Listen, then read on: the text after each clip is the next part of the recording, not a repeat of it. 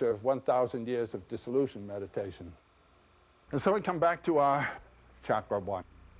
In the upper right corner is the Hindu god of creation, Brahma, who, as I showed, sits on the lotus that grows from Vishnu's navel, and here is his consort, Saraswati.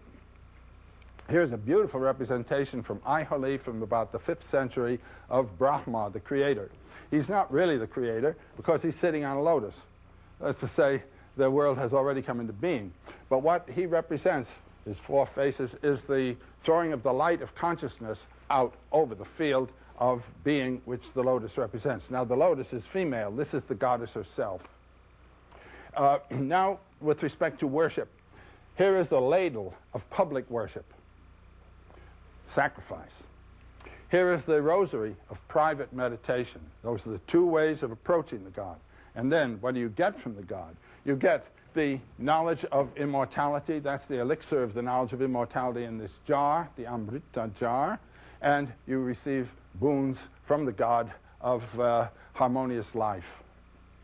At his right knee is a gander.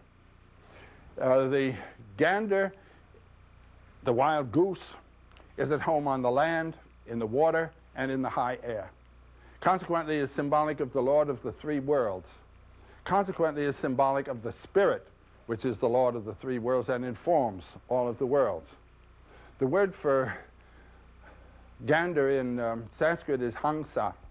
And when you breathe, you can hear Hamsa. When you breathe in, you hear the hung. When you breathe out, you hear sa. So that your very breath is telling you all the time, you are that Hamsa.